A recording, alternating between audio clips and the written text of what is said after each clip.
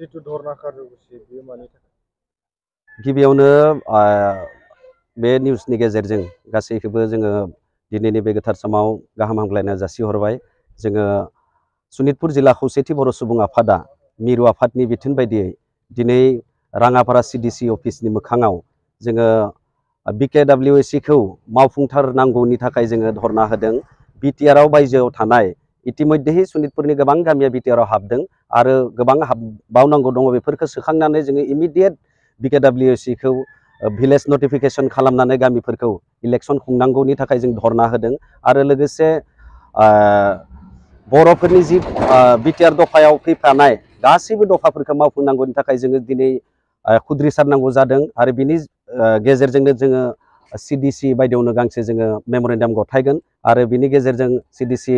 बायदेवनि दारानो जोङो आसामनि चिफ मिनिस्टारसिम सहैगोन होननानै आसा खालामदों। दिनै जिल्लानि साफ्रोमबो दैदेनगिरि बिथांमोना फैनानै दिनैनि बे धरनायाव बाहागो लादों आरो 26नि इलेक्सननि सिगांनि जोंनि बे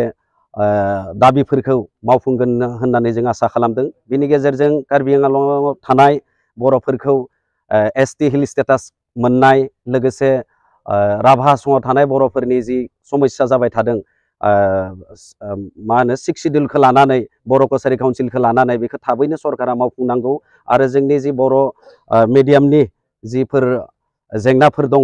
फोरोंगिरि थिसननायनि स्कुल प्रभिन्सियेलाइज खालामनायनि आरो लोगोसे BKWSCनो थोजासे रां बावजा होनाय बेफोर गासैबो दाबिफोरखौ लानानै जोङो दिनै मोनसे सिट इन स्ट्राइक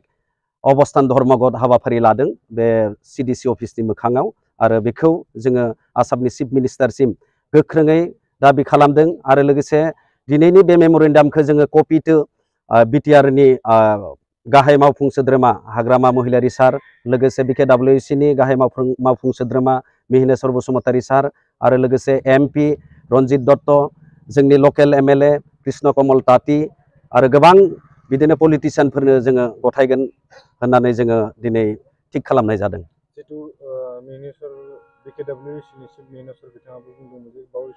खम समनि गेजेरावनो BKWSCआव गामि सोसननाया जासिगोन सिगाङावनो बुंदोंमोन खिन्थु दिनैसिमबो जायाखै बिथांमोना सरकारनि फारसे नारसिननाय होआखै होनना बुंनो हागोन नामा? बेनो जों आफादनिफ्राय बेखौनो जोङो BKWSCनि चिफ मिहिनेश्वर बसुमतारी सारनिसिमबो दिनैनि बे धरनानि गेजेरजोंनो जों नारसिननाय फोरमायदों आरो मेम'रेन्डाम गथायगोन जिहेतु जों बिथांखौबो थाबैनो बिथांबो जोंनि UBPOनि फारसे जोंनि डिमान्डफोरखौ फुलफिल खालामनायाव हेफाजाब होगोन होनना जों आसा खालामदों आरो थाबैनो आसामनि चिफ मिनिस्टारजों सावरायनानै बेखौ मावफुंनांगौनि थाखाय जोङो